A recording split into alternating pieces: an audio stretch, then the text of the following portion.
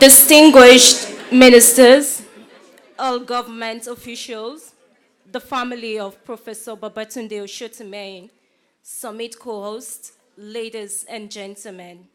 Thank you all for joining us here today at the Professor Babatunde Osotimehin Inaugural Lecture to celebrate his life and legacy. Professor Osotimehin was a father, a friend, a colleague, role model, and mentor to me. Time will not permit me to tell you how each of those roles meant to me. It was an incurable champion and advocate for the sexual and reproductive health and rights of women, youth, and girls, especially the marginalized adolescent girls. His passion and commitment were contagious as he matched his words with actions. As a child in Nigeria, I had always loved his passion and zeal for women and girls from afar until I met him in July 2014 during one of his advocacy visits with women and girls in Nigeria. It left us so inspired to take charge of our reproductive health and spark a new hope in us. And one of the girls I was with, this was a girl from the rural community, her name is Sakina, told him, one day I want to become the executive director of UNFPA, just like you. He looked at her and as usual smiled and said, you can be all you want to be. Through the UNFPA's Adolescent Girl Initiative, Sakina moved from primary to secondary school. If we continue in his honor, I tell you, one day, Sakina will be the executive director of UNFPA, only if we do continue in his honor. As the youngest person on the esteemed reference group of FP 2020, Dr. Babatunde co-chaired with Dr. Chris Elias. He was a powerful ally, always willing to ensure my voice was heard, and gave his full support to promote youth and adolescent access to contraceptive. Whenever I address him as a colleague, which I do often, he would gladly say, you are. Young people must lead now because the future is now. To make any meaningful progress, country must embrace young people as partners. Shortly before his death, Dr. Babatunde tweeted, I followed him, I retweeted and liked it, and he said, I woke up because far too many women and girls around the world still don't have equal rights. Sadly, it didn't wake up today. But we did, we all did. And we are here committing to women, to girls, to young people. Let us ask ourselves, what can we do today and every day when we wake up to honor his vision? And on this note, if you'll permit me, I want to give room for the video celebrating his life. Please enjoy it. Babatunde Osotimehin was born on the 6th of February 1949 in Ijebu-Igbo, southwestern Nigeria, into a big family, a loving household of not just brothers and sisters, but cousins, nephews, and nieces. The son of a teacher, he was an avid learner whose hard-working parents instilled in him the value of education. He attended Igbobi College, Lagos, one of the oldest and most prestigious colleges in Nigeria. After completing his secondary school education, a young Babatunde, raised to be humble and sensitive to the needs of others, set his sights towards becoming a medical doctor and contributing to society. Little did he know that he was already laying the foundation for a life lived in service to humanity. He trained at the foremost University College Hospital in Ibadan, Nigeria, where he qualified to be a medical doctor in 1972. He then proceeded to the University of Birmingham in the UK, where he received a doctorate in medicine in 1979. He was appointed professor of clinical pathology at the University of Ibadan. He was later elected as the provost of the College of Medicine, a position in which he served with merit between 1990 and 1994. Dr. Osotimehin was an eminent scholar. He was a member of the Royal College of Physicians in the UK and a fellow of endocrinology at Cornell University between 1979 and 1980. He was a visiting fellow at the Harvard Center for Population and Development Studies between 1996 and 1997. Driven by his passion to improve the health and well-being of women and young people in Nigeria, he served as the chairman of the National Action Committee on AIDS and as the Director General of Nigeria's National Agency for the Control of AIDS between 2002 and 2008. In recognition for his contributions to the nation, especially his critical role in Nigeria's national response to HIV and AIDS, he was awarded the esteemed honor of Officer of the Order of the Niger in 2005. On the 17th of December 2008, Dr. Osotimehin was appointed the Nigerian Minister of Health. Overseeing a ministry serving 150 million Nigerians, he united all 36 states to build a national health plan focused on primary health care. Dr. Osotimehin became the fourth executive director of UNFPA, the United Nations Population Fund, on the 1st of January 2011. I, Babatunde Osotimehin, solemnly declare and promise to exercise in all loyalty, discretion, and conscience the functions entrusted to me as an international civil servant of the United Nations. During his tenure, he spearheaded efforts by the international community to advance the milestone consensus of the International Conference on Population and Development. Every woman and man has a right to choice, and every family should be able to choose without coercion how many children they want to have and space them accordingly. He was never afraid of a challenge. His strong leadership helped keep the health and rights of the world's women and girls high on the global agenda. It is my conviction that every country has enough resource to look after its people. It is about making the difficult decisions to provide those resources and divert it from other things which, they might have been doing before, and focus on the issues of women and young girls and ensure that they get education and health services.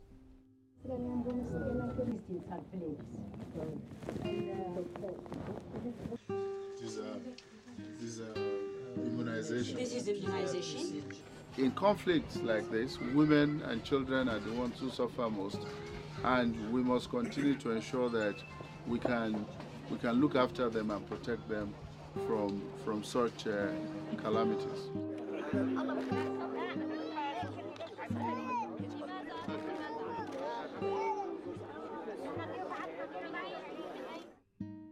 He understood that the world's 1.8 billion young people are truly its greatest hope for the future. There are 1.8 billion young people in the world, and most of them are in the developing parts of the world, where they constitute the majority of the population. We believe at UNFPA that our ability to tap into the energies they bring, their vitality, the ability to create and innovate, which can be captured in the demographic dividend, would make growth happen in those parts of the world. Within the framework of the Sustainable Development Goals, he vigorously championed a new transformative agenda for the fund: zero preventable maternal deaths, zero unmet demand for family planning, and the elimination of harmful practices against women and girls. We must develop zero tolerance to women dying given life. And I think that's what UNFPA is committed to accomplishing with our partners and our country partnerships.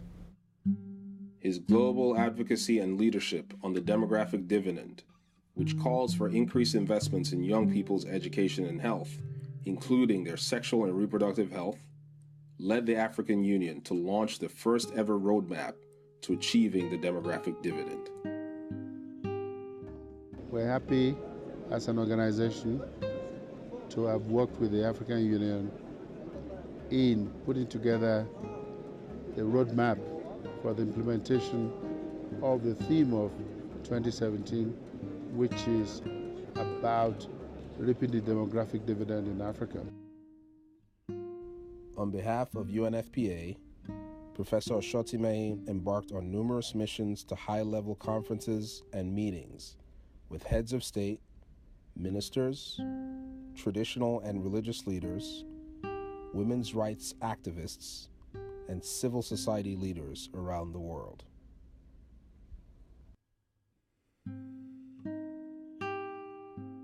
As a West person once said, if you want to go fast, go alone. But if you want to go far, go together.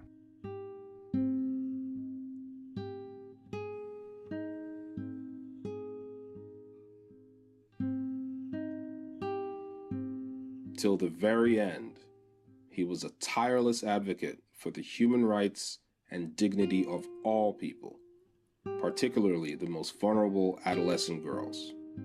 The 10-year-old girl is one we need to protect so that we stop people making choice for them and we allow them the free space to grow. He will be fondly remembered by his colleagues, the women and young people to whom he dedicated his life to serving, and most of all, by his loving family. Dr. Osotimehin is survived by his wife of 44 years, Mrs. Olufunke Osotimehin, 5 children, and several grandchildren.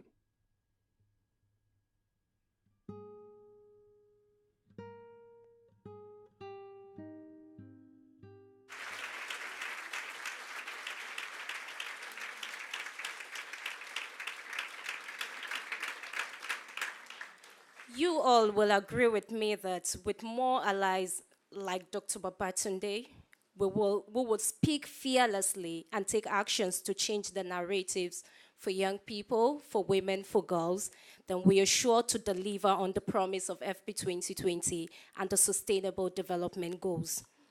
What can we do rather to keep our promises to the world's young people? That's just a question to think about. If you permit me, I would like to welcome the acting Executive Director of UNFPA, that's the United Nations Population Fund, Dr. Natalia Kanem. Please let's put our hands together for her.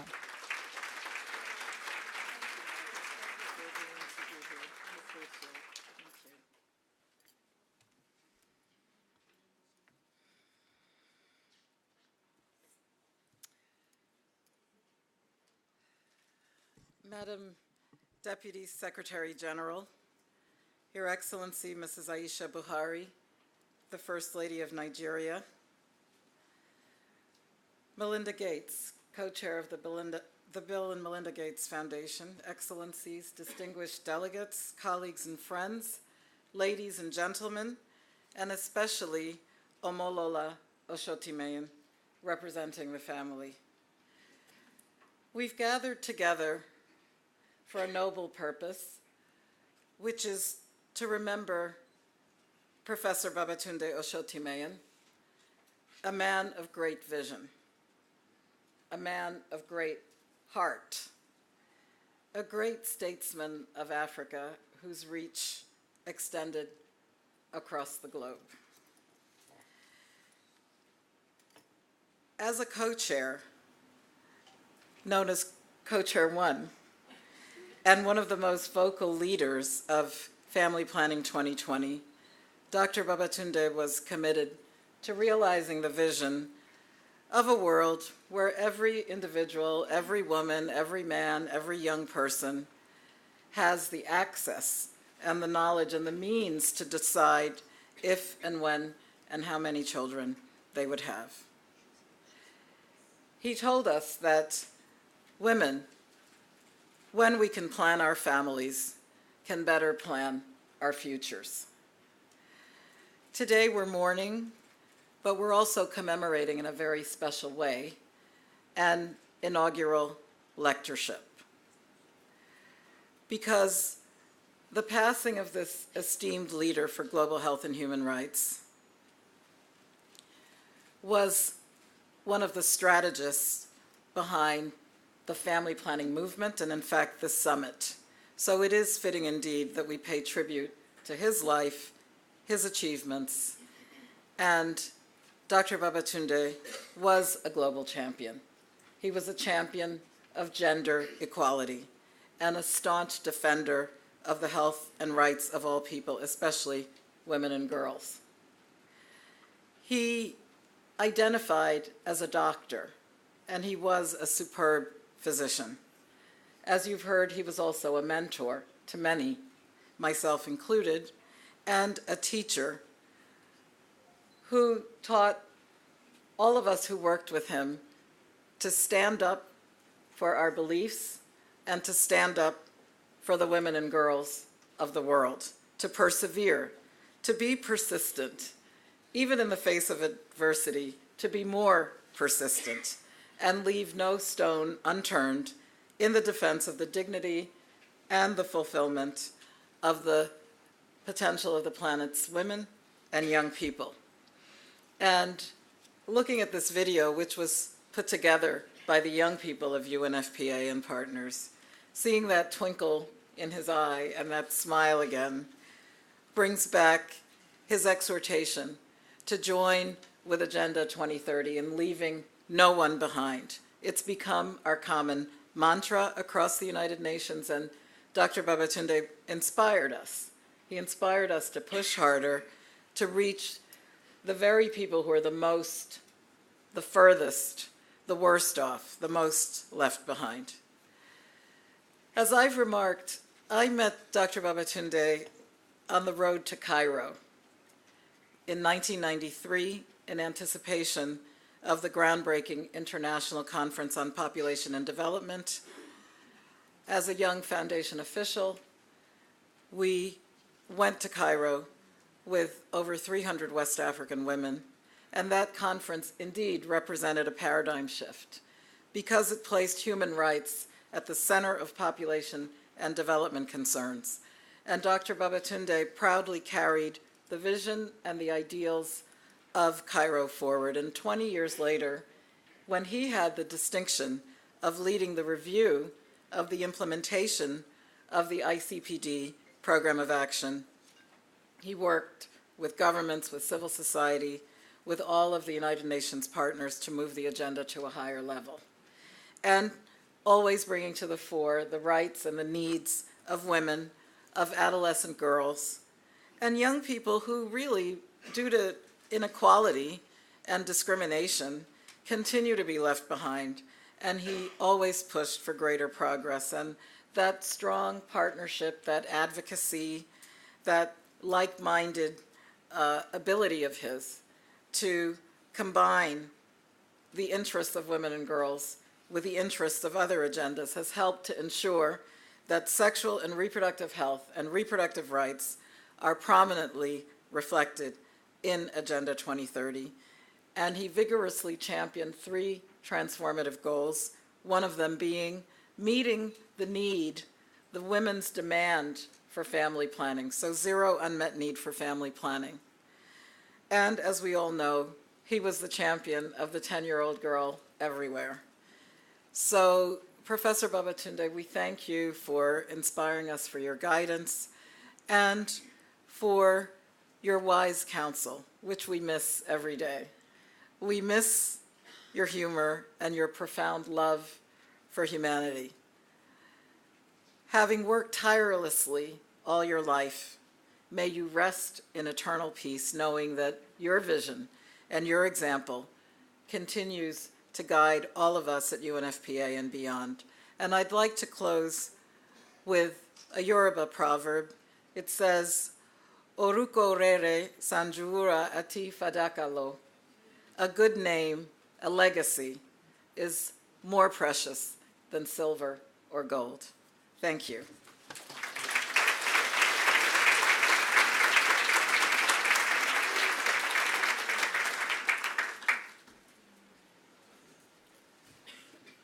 Thank you very much, Dr. Natalia Kanem, for very wise and poignant words. It's very difficult for us in this session to be able to capture in a lecture the essence of a man who influenced and drove change the way Professor Babatunde did.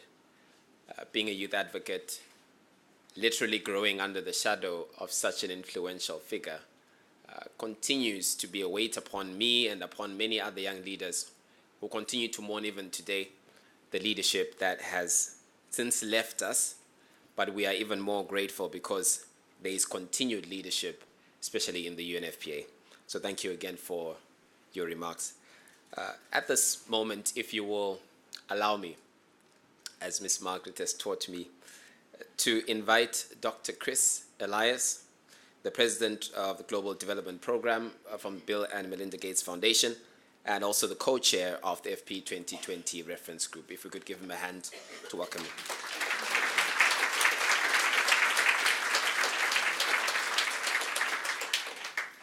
Thank you. And Your Excellencies, colleagues, friends, it's an honor for me to be here this evening to say just a few words about Professor Babatunde, a colleague, a mentor, and a friend.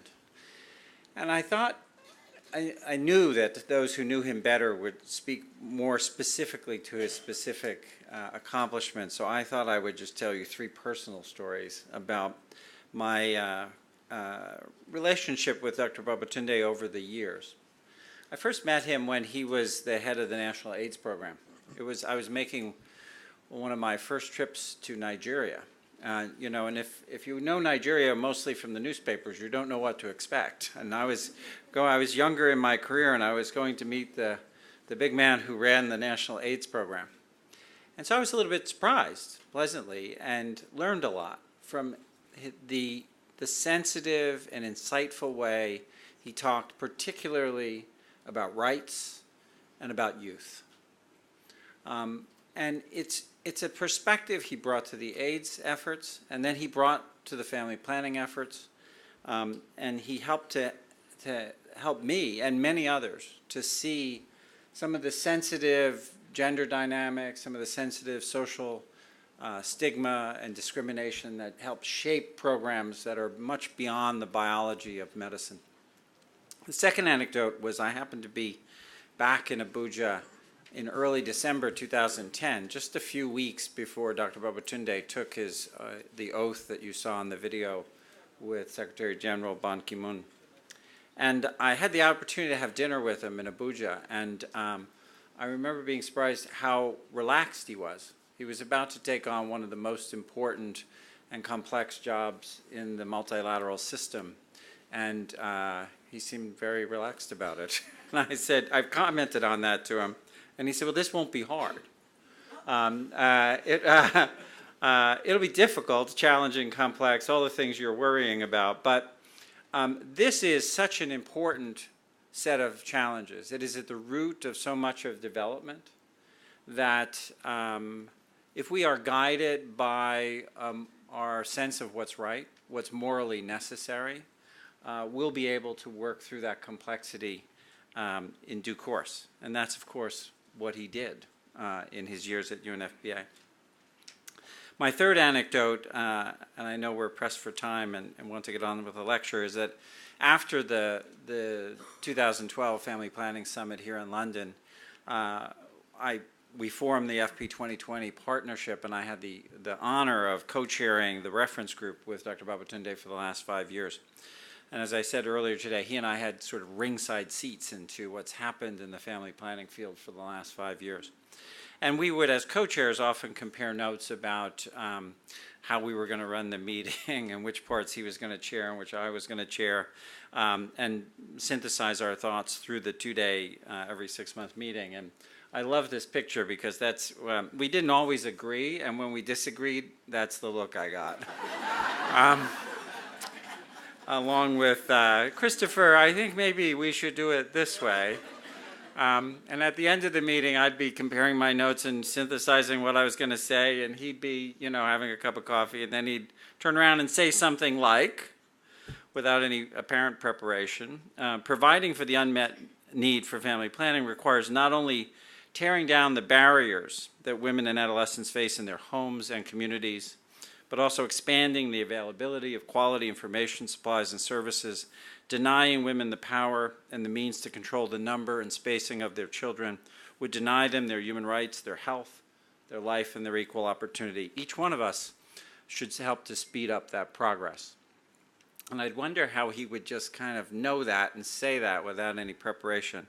Again, he was a friend, a close friend and colleague, and a mentor to not just me, but to most people in this room. And it's an honor to be here to honor and celebrate his life with you this evening. Thank you.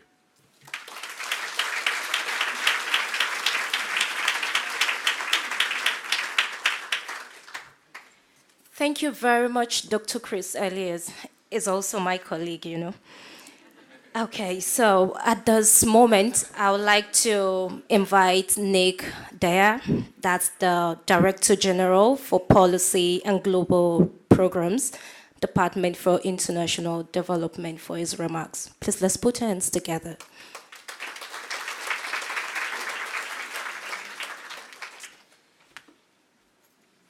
Your Excellencies, colleagues and friends, when Lord Bates asked me whether I'd like to give some remarks at this event, I said absolutely yes, I'd like to. In my business, you meet a lot of people, but few of them have the combination of inspiration and drive and delivery that Dr. Babatunde brought with him. And he inspired us to do the right thing and do it in the right way. And I would say that the first time I met Babatunde was the first time that I really understood what it meant to be a tireless and passionate champion of family planning. We had in DFID, in the UK government, we had the privilege of seeing him operate in country where he would engage with girls and women in very difficult circumstances, right up to engaging with heads of states and ministers. And it worked. I mean, he inspired and he cajoled leaders and opponents to change what they did and why. And the respect that he generated both within the UK government and worldwide was absolutely enormous. And the impetus for this summit today and tomorrow would not have happened without his efforts. And fewer women and girls are now left behind, neglected or forgotten in large parts of the world because of Babatunde's commitment. And that's why we should all celebrate his legacy and keep in mind here today over and above our sadness at his passing. So it's out of respect for that sentiment that I'd like to reflect on how we might continue to learn from him as we continue to implement his life's work. One of the words often used in conjunction with Babatunde, and it's a word that we should use lightly, but I think we should use in this context, is inspiration. It wasn't only the defining feature on how he brought people together, captivating us with his enthusiasm and his passion. It was an integral part of what he was trying to achieve. And as we heard on the screen, I mean, he fought for girls' rights to plan her future to be upheld. When she's healthy and can see the women in her community deciding how to live their lives independently, she can see a path out of poverty and dependency. For girls living in the most extreme poverty and in the hardest to reach places, this is a powerful thing that reaches well beyond their rights. It brings people out of isolation, not only physically and psychologically, it inspires them in the confidence to engage and provide the dignity they deserve. And that is absolutely what Babatunde understood. The power to dream of the future, even amidst the harshest of emergencies, and that's the real inspiration that Babatunde fought for. So what could be more of a tremendous legacy today and tomorrow? Babatunde's inspiration, his integrity and his vision, that we will continue to light the way for all of us to 2020, to universal access and beyond. That's what he wanted, that's what we want, that's what we should all aspire to. Thank you.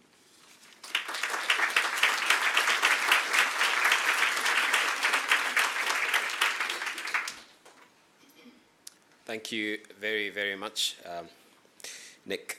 I know we are keenly waiting for the first or the inaugural lecture, Professor Babatunde Osotimehin lecture. This is history in the making. The man continues to be a history maker, and we appreciate that. And as such, and I kindly invite another history maker, Miss Amina Mohammed, the Deputy Secretary General of the United Nations. If you can join me in giving her a hand as she comes to give welcome.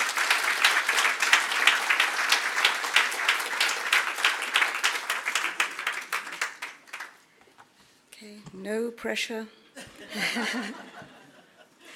Your Excellency Haji Aisha Buhari, the wife of the President of Nigeria, Federal Republic of Nigeria, Your Excellencies, our honorable ministers, of course, Melinda Gates, our sister of another mother, and the co-founder of the Bill and Melinda Gates Foundation, Omolola, our daughter, who is here today on behalf of the family. It really is a huge honor, and I'm really truly humbled to be asked to give the inaugural lecture. I thought they were just asking me to do the speech tomorrow, and I thought that's fine. But celebrating Professor Babatunde Osotimehin's memory, his legacy as a friend, as my brother, as a mentor, as everyone has spoken to here, it is just huge. And so thank you for asking me. I would say to Omotola, as we said to everybody, Omolola, in New York, your father really was a true global leader. We all recognize that in him. And we thanked him for his courage, his boldness, where many times we would sort of slip to the side and he would be taking it head on and come back with all the body blows for an incredibly difficult challenge. A challenge that many of us didn't often realize in our environment wasn't about a few people or a board. It was about 193 countries, and the majority of them really difficult to deal with on this issue. So I think we often underestimated how much courage of conviction you needed to speak for all those who didn't have a voice at the UN in person, advocating for public health and rights and the empowerment of our women, our adolescents, and particularly young people that he talks so often about in the last few years in particular. He understood that the world's 1.8 billion young people really are its greatest hope, the biggest opportunity we have, and a window that is fast closing. It is therefore befitting that this first memorial lecture focuses on an issue that has youth at its very heart, family planning as a pillar in achieving the demographic dividend. The key to harnessing the demographic dividend is enabling young people, and adolescent girls in particular, to enjoy their human rights and achieve their full potential. Babatunde firmly believed that our ability to tap into the energies that youth bring, their vitality and their ability to create and to innovate, would stimulate and sustain growth around the world, but also bring long-lost peace. He advocated globally for countries to seize the opportunity of the demographic dividend for accelerated development, calling for increased investment in young people's employment, education, health, including their sexual and reproductive health. And only he could explain it best. All these words that in Nigeria we call long English, what is demographic dividend? He would explain it really well. He would bring it down to the country level, to the people, the leaders, whether it was in a parliament or was in a cabinet, to explain really how important this was and connect it with the results that we needed in their lives. Countries with the greatest potentials to harness the demographic dividend are those right now today undergoing fertility reduction. A small number of children per household can lead to larger investments per child, more freedom for mothers to get paying jobs, and more household savings for a secure old age. When this happens, the national economic payoff can be substantial, leading to a demographic dividend. In many countries, mainly but not exclusively in Africa and South Asia, the window for a demographic dividend is opening. In these countries, fertility has started to fall. At the same time, a large population of young people is about to reach working age. In Africa in particular, more than 30% of our population is between the ages of 10 and 24. and this remains the case for at least the next 20 years. With the right investments in health, education, and employment, this burgeoning youth population will have a profound opportunity to realize their full potential. Yet the chance to realize this potential has been derailed for millions of adolescents. And girls are particularly affected. Early and forced child marriage, unplanned pregnancies, poor access to healthcare, and limited education are holding back millions. And for the population as a whole, poor health, limited capabilities, and restricted opportunities are undermining the chance of reaping that demographic dividend. An age structure with fewer dependents is unlikely to occur, and each person's ability to achieve their potential, save and invest, and be resilient in the face of climate change and other threats is obviously less likely. And that is why sexual and reproductive health and rights are central to inclusive national growth and the demographic dividend. I'm going to start acronyming it soon, DD. Girls absolutely must have the freedom to decide when and whom to marry, the timing and the number of children, and the security and opportunity to balance work with life, with family life. Today, we will see empowered societies through policies that advance gender equality and equity and social protection, including the elimination of all forms of gender-based violence, discrimination, and exploitation. And my sister Natalie just talked about the cookie cutter in a universal agenda that is so different across the globe. Things that we take for granted, that we have maybe here in London, we are nowhere near scratching the surface of those rights for women. By investing in the family planning, we can expand access to choices, allowing women and couples to decide on the timing, number, and spacing of their children. By promoting equal access to universal primary and secondary education for boys and girls, providing comprehensive sexuality education, reducing dropout rates, and fostering an environment that allows them to learn and thrive will inject new life into our societies that so need them. And by promoting the engagement of youth and partnerships with the private sector, we can stimulate full and decent employment opportunities with fair wages and decent working conditions.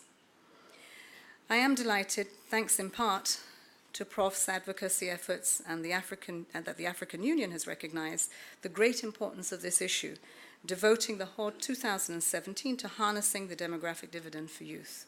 And I was in the AU last week and really seeing serious discussions happening at the level of our heads of state was giving clear directions and signals to the rest of the system that this was serious business and needed to be taken now.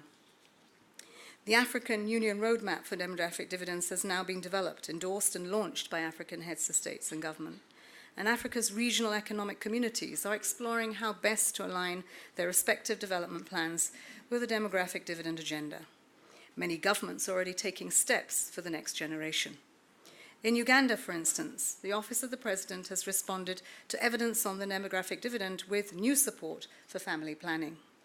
6 countries in West Africa, Burkina Faso, Chad, Cote d'Ivoire, Mali, Mauritania, and Niger are tackling demographic challenges in the Sahel through the support of UNFPA and the World Bank.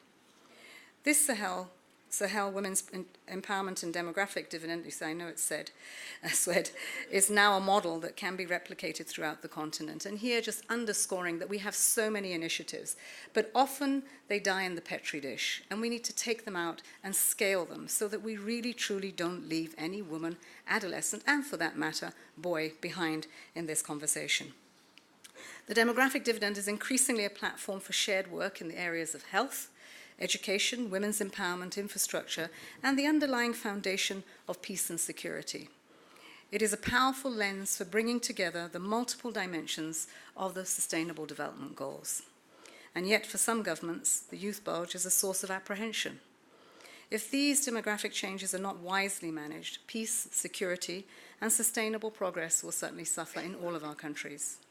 The answer lies in understanding both the risks and the opportunities, and then acting on them today, acting on them for results in every one of our countries, from global to local, and feeding back the local experiences and results to the global level.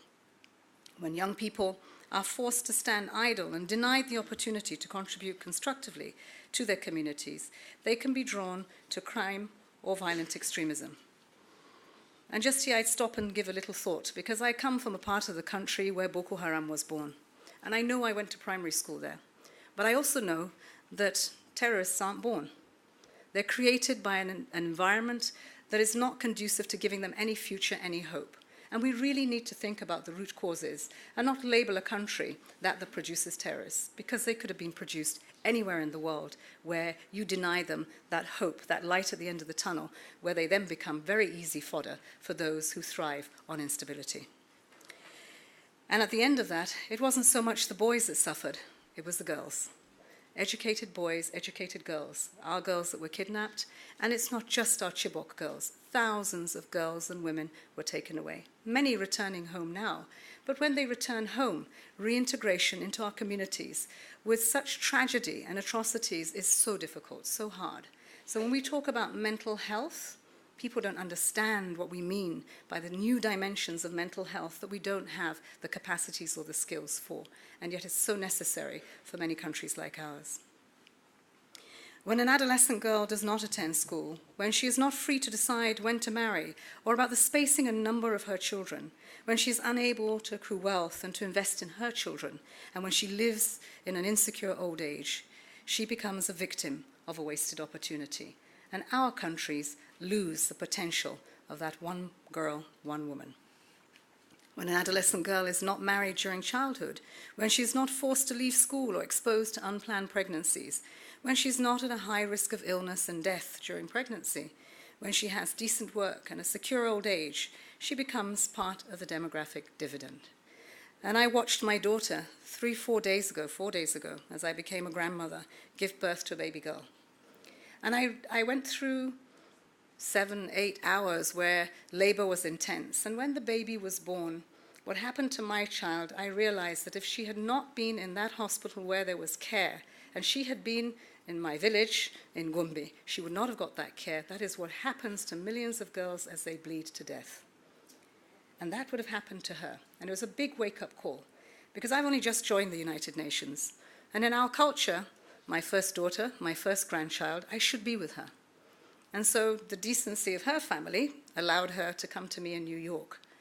But if what had happened there had happened at home and she was in our village, then like many, many other girls, she would have become a statistic. So never to take for granted that when we ask for universal health care coverage, it's a right. It's a right for every single girl and woman who chooses to give birth and to join the community.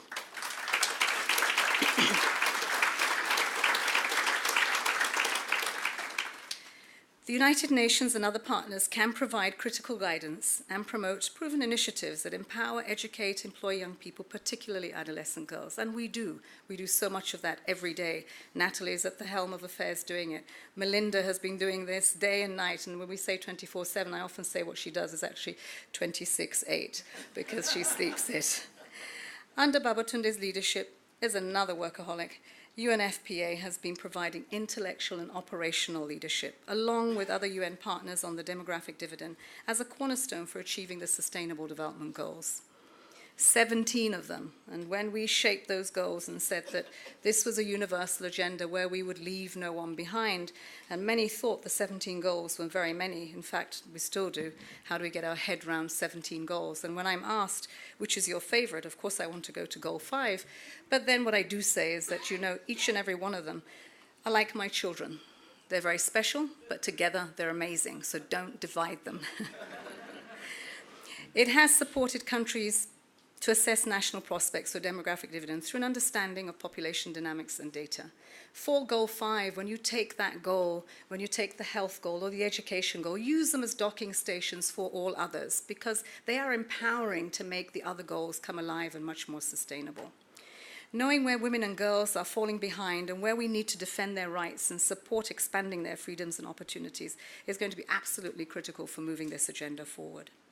UNFPA, along with UNICEF, UN Women, and UNAIDS, and WHO have been working closely with governments to undertake studies diagnosing where harmful practices such as child marriage are the highest, where HIV still undermines the prospects of young people, where women's autonomy is challenged, where family planning is out of reach, and where youth unemployment is most severe.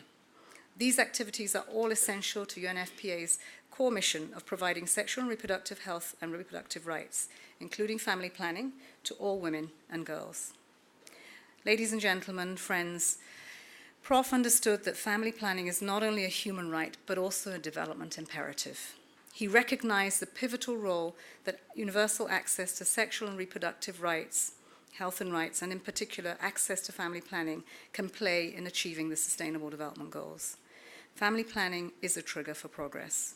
When all individuals can access and use affordable quality contraceptives wherever they need them, here's what happens. Fewer unintended pregnancies, fewer abortions, fewer maternal deaths, healthier families, communities, and economies, even in our poorest countries. As households have a smaller number of children to take care of, the breadwinners of the households can invest more of their resources in each child, in their health, their nutrition, and most importantly, in their education, preparing them to join their nation, their economy, realize their aspirations.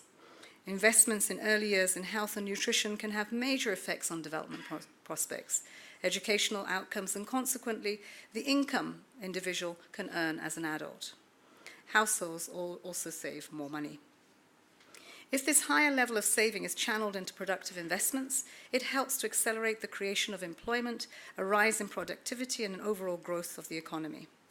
Supporting countries to achieve their demographic dividends will therefore help ensure the attainment of all the SDGs and the full implementation of the Programme of Action for the International Conference on Population and Development, something that many people in this room have spent decades along the road trying to move that needle forward. Prof was deeply committed to this, day in, day out, through every conference that we attended, through every negotiation, through every networking opportunity he had, convening, leveraging, nudging. As co-chair of the Family Planning 2020, Prof represented the United Nations in this key part of the Every Woman, Every Child's movement global efforts for achieving the global strategy for women's, children's, and adolescent health. The FP 2020 partnership, which is in support of Every Woman, Every Child, has accelerated efforts to reach more girls and women with modern contraceptives across 69 of the world's poorest countries.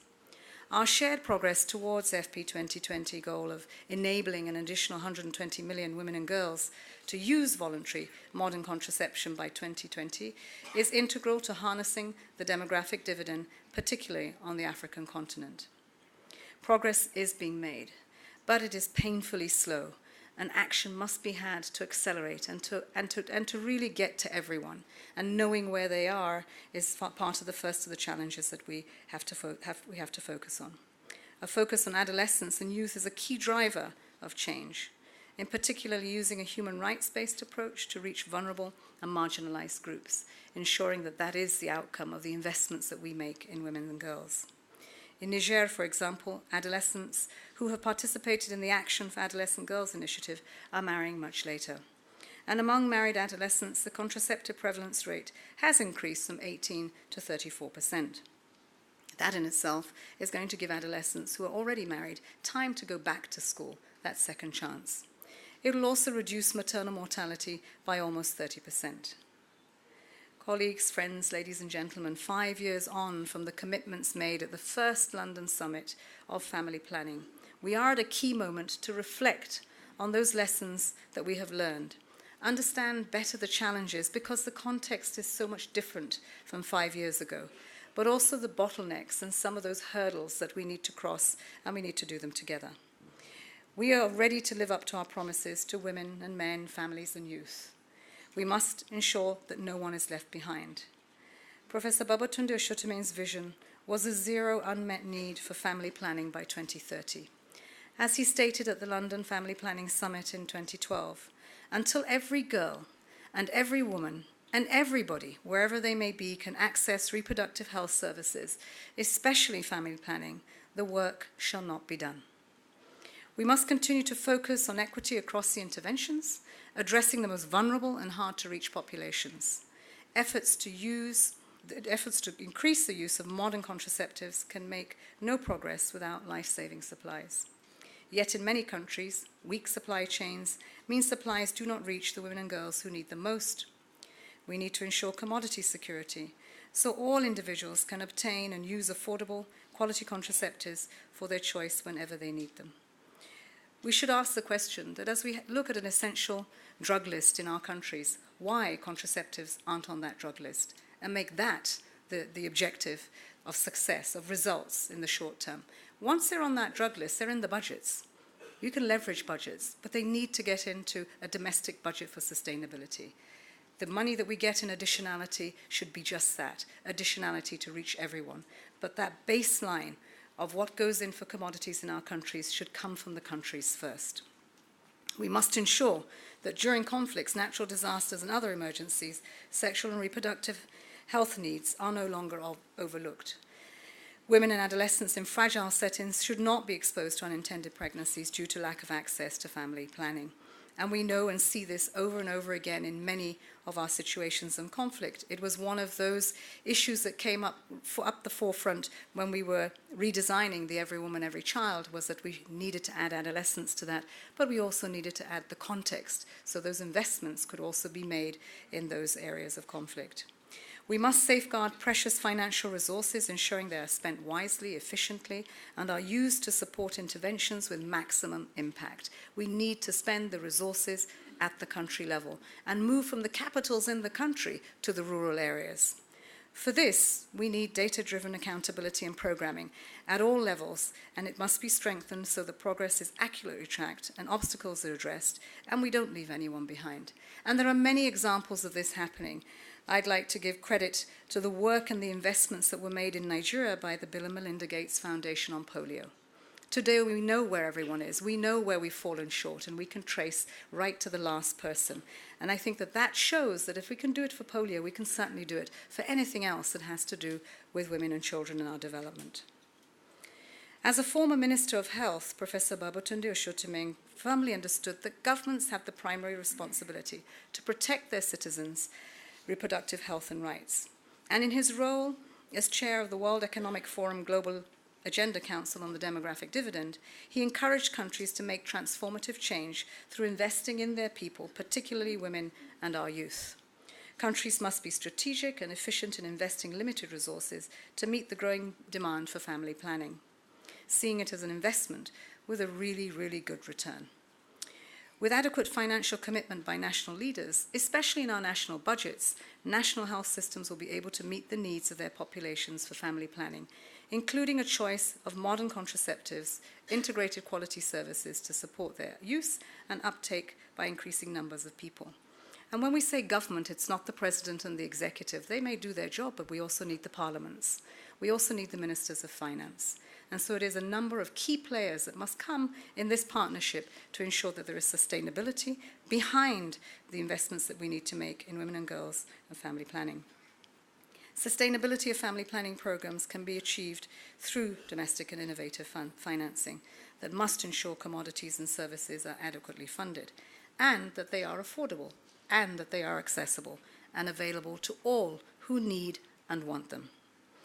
Cambodia is a prime example. Since 2016, the government has been fully covering the contraceptive commodity needs of the public sector, providing its young population with choices of quality contraceptives. So there are many, many best practices around our universal agenda. An investment in voluntary family planning is an investment in a healthier, more prosperous future. These continue to be what we say is a good return. Family planning creates pathways to self-determination, health, and prosperity for everyone. It enables economies and communities to thrive. Prof understood this. He dedicated his whole life to the lives of millions of women and young people. He focused on human rights, equality, sustainability, and trying to ensure that absolutely no one is left behind. His vision was for all young people, especially adolescent girls, to be free from early, forced, or coercive marriage, for women to be able to choose the number and spacing of their children, and for families to be able to balance work life and ensure the health and well-being of their children. We say these things over and over and over again. We've said them since Beijing, and we continue to say them. And we ought to put a time now to say that this is enough, We have to achieve the results now, not tomorrow, not the day after tomorrow, but in this generation, because we can do it. There is a political momentum that is building. There are the resources, and they're all you in this room. And as someone said, for every one of us, we can pull in many more hundreds behind this challenge. In closing, I urge you to consider these words from Professor Babatunde Osotimehin, KBC, during the African Union Summit in February this year. He said, I quote, "If you don't have a working family planning program, it is unthinkable to reap the demographic dividend." Let us act on his wisdom. Today, there is a new era with the 2030 agenda, with the 2063 agenda. And we must all strive to be more fit for purpose in doing what is right by our women and by our girls. Let us honor the legacy of Babatunde Osotimehin by fulfilling our promise to the millions of women and girls, men and boys who want the chance to choose whether and when to have children, the chance to plan their futures, to fulfill their potential and their aspirations. Let us uphold Dr. Babatunde Osotimehin's grand vision in his memory and intensify our efforts to ensure universal access to comprehensive sexual and reproductive health and rights for every woman, man, adolescent girl, and young person. Prof, we're certainly not leaving you behind. We're taking you forward with us as we try to complete a legacy that has been well worn. Let us seize the opportunity of the demographic dividend for a sustainable future for all. I thank you.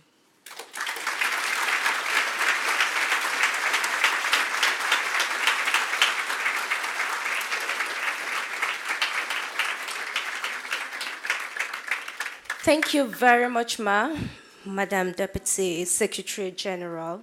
I would say that in summary, it will be impossible for women, girls, and even young people to be a force in shaping their country, their society, if they can't take charge of their reproductive future. Thank you very much, ma'am. For want of time, it is a great privilege for me from Nigeria to invite Her Excellency, the wife of the President of the Federal Republic of Nigeria, Hajia Aisha Buhari, to say a few words on Dr. Babatunde as the son of Nigeria. You're welcome, ma'am. Please, let's put our hands together.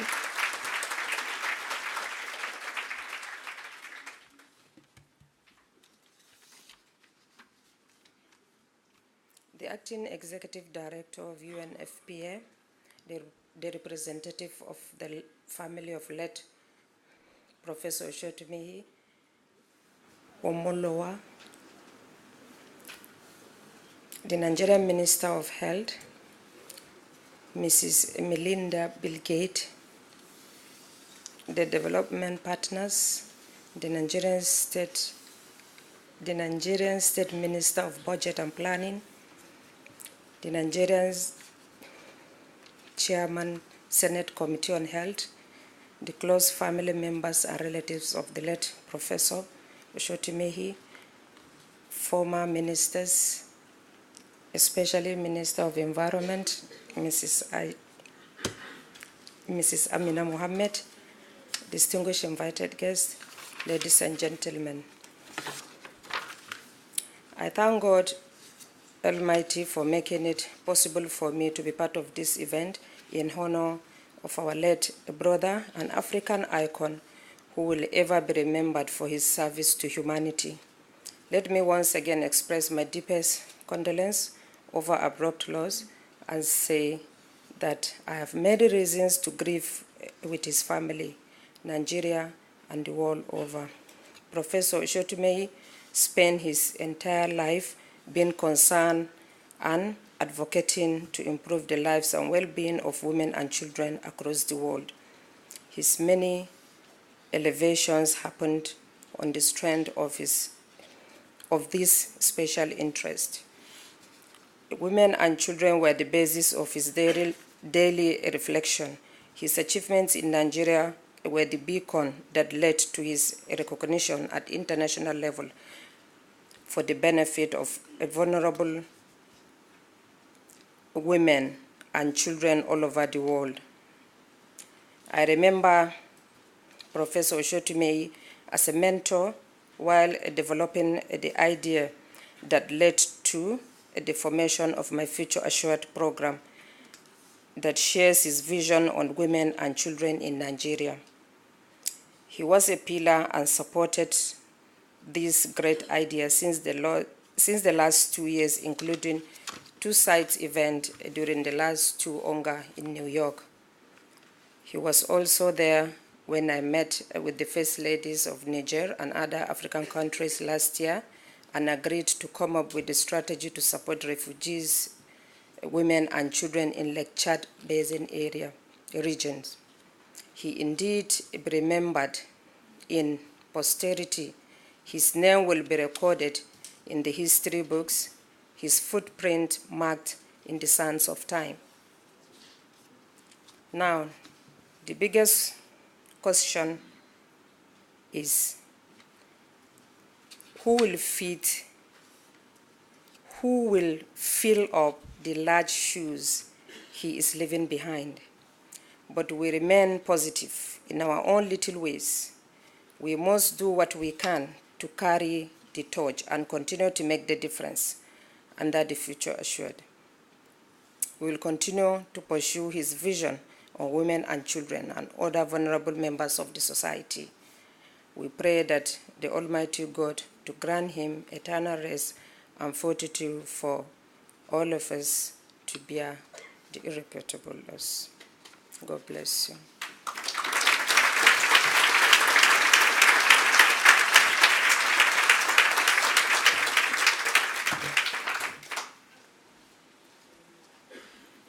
Thank you very much, ma'am. We will fill the shoes. I put it to you, young people already, partner with us adults. We will fill the shoe. And on this note, very quickly, I also want to invite the Honorable Minister of Health from Nigeria, Professor Isaac Adewale, for a short words. Thank you, sir.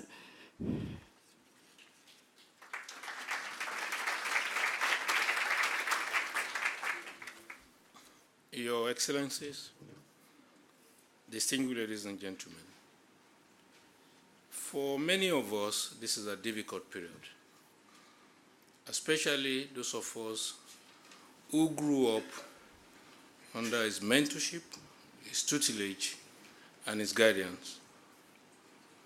But what is much more important to us is the legacy, a legacy of fearlessness, deep-rooted commitment to the health and well-being of girls, young people all over the world. We'll continue to remember him. And certainly for us, talking about him in the past is a difficult thing. We know he lives forever. For as long as we carry on with the challenge of supporting our girls, our women, to have the right to choose, to have the right to decide, to have the right to live the life that is befitting of them. We deeply mourn and commiserate with the family, and we're quite sure that all of us will carry on from where I stopped. Thank you.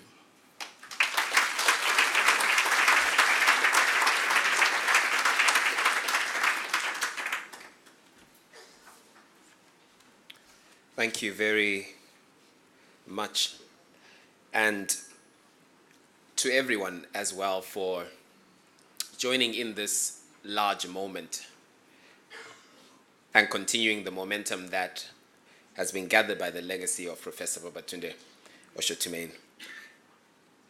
I'm sure you will all agree that Professor Babatunde, or Daddy B, as I tried to call him once, before he refused, I think he gave me that look. I'm not entirely sure. As I grow older, I think I need to get me one of those. It's difficult to remember when we first met, but I remember the time that we gathered together a team of youth activists, and we decided to interrogate the wise man from the Population Fund. This was about 5 years ago. And he spoke to us as African youth. He spoke as a man in a place of power. And he was openly addressing issues that we felt and thought and that our world treated as taboo. He spoke to us about his desire to eliminate child marriage, about his desire to meet the family planning needs of the over 220 million women that were in need of family planning at the time. He spoke about youth participation and leadership. And he laid a charge on us to speak truth to power, to change the norms, the laws, the practices that allow sexual and gender-based violence to continue. Every time that we met from then, his message to us remained consistent. Lead change and we will support you. The last time we met, we sat as two men amidst an incredible panel of women leaders that only the insight of Jill Sheffield and the skill of Katya Iverson could have put together. It was there that he said it was okay to cry as a man. It was there that he said men turned violent out of fear of the progress of women. And it was there that he said he was a feminist. He said it boldly and without apology. He spoke as an enlightened man, a devoted father, and a leader with a passion for justice. And I listened. His words were a challenge to me, and they brought to mind a series of very searching questions that we should still ask ourselves today. Why don't men cry? Why do men fear women having control over their own bodies? And why can't all men be feminists? So today I can happily say that I do cry. I am not afraid of the progress of women, and I am a feminist.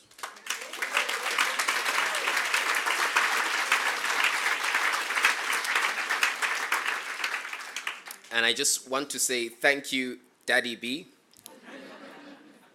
for being an inspiration to young men like me and teaching me to live and lead from a place of freedom.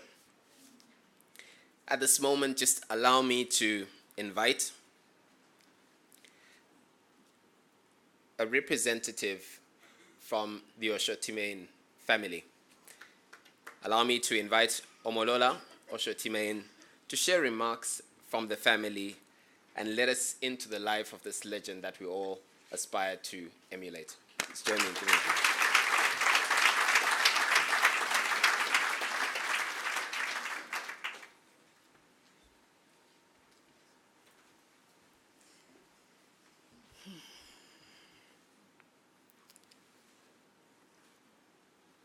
Her Excellency, the First Lady of the Republic of Nigeria, the Deputy Secretary General, Ms. Amina Mohammed, the various heads and representatives of the UN agencies, and every single person from the UNFPA family, all the colleagues who have worked with my dad. It is an extreme honor to be here this evening as a representative of my family. I would like to thank you all for putting together this inaugural lecture. My father certainly wasn't the first person to work at the UNFPA, but this obviously is the first, and I would like to say thank you.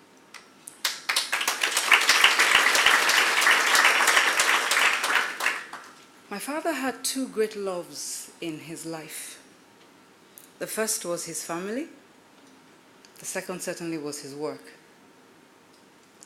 His passion for the girl child started with me.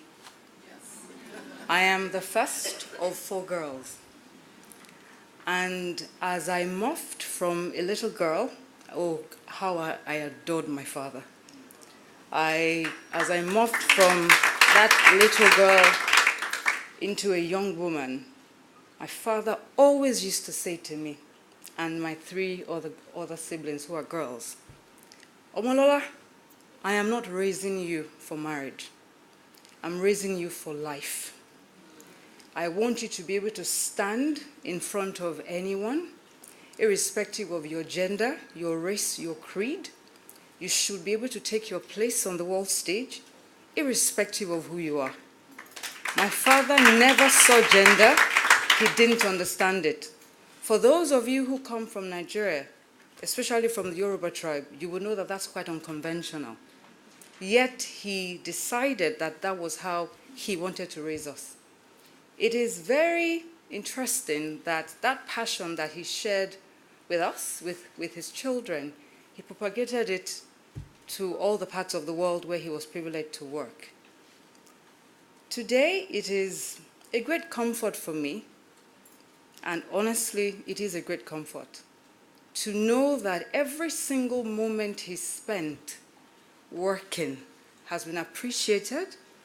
We have been inundated with eulogies, with nods, with all sorts of write-ups, everybody acknowledging the work that he did. And that, I think, for us as family members, is more than enough.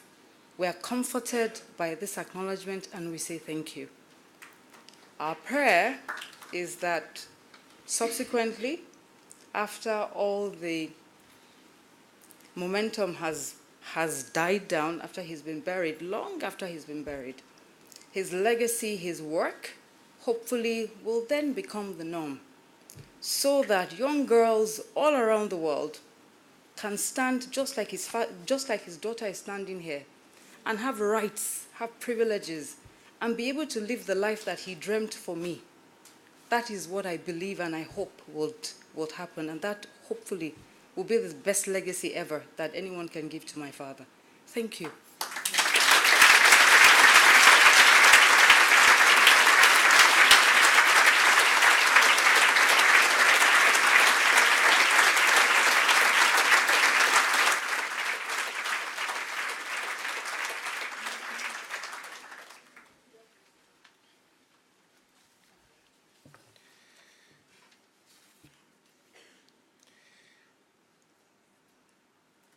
It's hard to say anything in an atmosphere like this. But we've come to the end of this inaugural lecture. And before we close, there are two important announcements. And then we'll invite everyone to participate with us as we pay a fitting tribute to this great man. The first is that there is a condolence book at the back, close to where the glasses are. And if you need to fill in on your way out, the book will be there. Throughout the summit, the book will be available as well. It will be around the reception area, so please feel free to request it and to send your condolence message. And of course, UNFPA would like to express its gratitude to the Bill and Melinda Gates Foundation for their sponsorship for the Professor Babatunde Osotimehin's lecture, which we haven't. Thank you.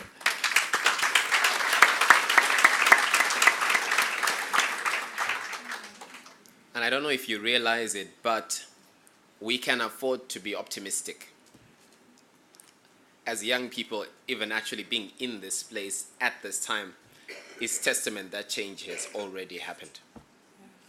And if you are in this room and you appreciate and acknowledge the influence that this great man has had on the entire family planning movement, I'll invite you to stand and clap your hands as we acknowledge him.